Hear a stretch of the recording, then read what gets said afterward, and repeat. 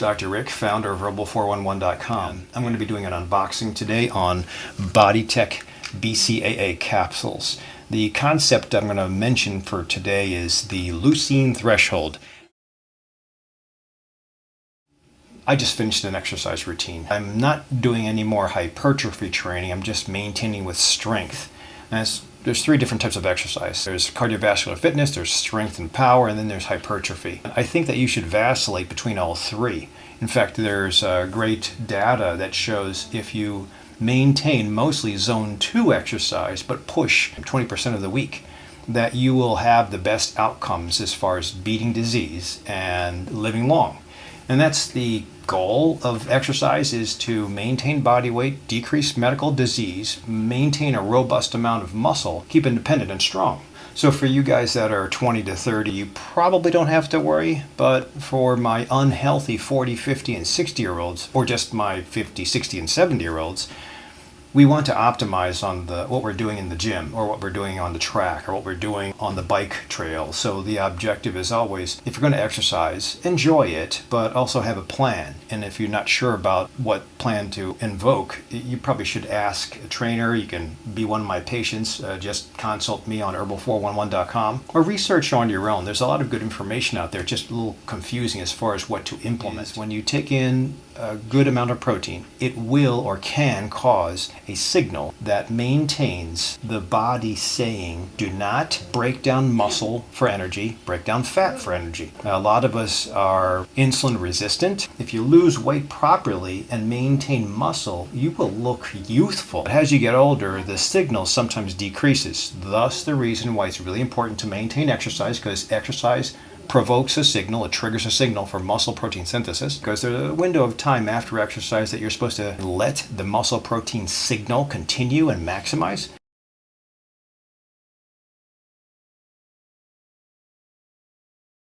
But during those times when your exercise isn't available to turn on that signal, you can use protein to maintain the signal. The body recognizes essentially three fuel sources: carbohydrates, fats, and proteins. You're not supposed to digest proteins. You're supposed to digest carbohydrates or fats.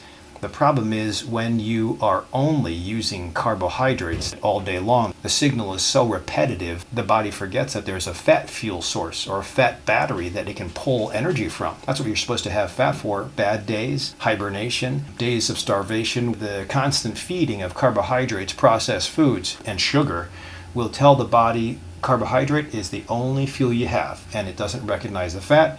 And consequently, if you run out of carbs one day, and your body is blinded to the fact that you got pounds of fat here, the body will say, okay, no carbs, I'm going to tear down muscle. That's when the train that's trying to get to its destination is running out of coal, so it starts to use the seats and the wood, and it starts to self-digest to get to destination. Well, body can do that too. If it thinks it's starving and there's no more glucose, and it doesn't realize it has a ton of fat, it'll break down muscle. You'll see the scale go down, but you'll also start to see weakness and fatigue. When you lose weight, you're not supposed to lose muscle, especially these small muscles. Bottom line is, if you wanted to maintain muscle, even if you don't exercise every day, try to have two things: a protein signal that's equal to 1 gram per pound on the day that you exercise. And that doesn't have to be all at once. It shouldn't be all at once. It should be spread out over that. If you're relying on powders, that's going to be expensive. If you're relying on whole foods, it'll be arduous because you have to put in a lot of food. I've found a way to theoretically continue the signal, but not take that much volume of food and not take that much protein powder. There's something called the Leucine threshold. Don Layman out of University of Illinois, Urbana studied this, and yeah, he was funded by milk and dairy. The data speaks for itself. In one day, if you have 3.5 grams introduced into the body, that's enough of a signal of all the amino acids, and of the 3 branch chain amino acids, BCAAs, leucine is the signal that's the strongest. In other words, maintaining your muscle protein synthesis signal. Now, the only problem, it's in capsule form. 3 capsules is equal to 1,200 milligrams. So if you're trying to get 3.5 grams, this was like 24 bucks. You'll have to eat 9 capsules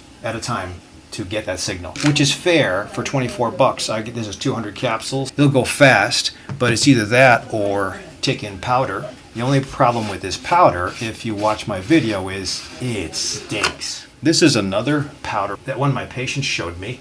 and it has several different things in it, but it also has 3.5 grams of leucine. Blueberry flavored. The only problem is there's a lot of other components in here. In order to get to the leucine, you have to squeeze into some things you don't want. But I'm just going to shortcut it to capsules. I like supplements because they're in capsule form. They're concentrated, get them down and out. It could be that the odor is disguised by the capsule, but I'm not smelling anything. I'll give it a taste. So that's how big the capsule is. And ultimately, you don't have to worry about volume of food if you wanted to do the whole food approach, whether it's plant or animal based, or food plus powder, which is expensive, but it's easier because you don't have to do that much volume. I think this would be a nice shortcut. I'm going to give this a try and see what happens.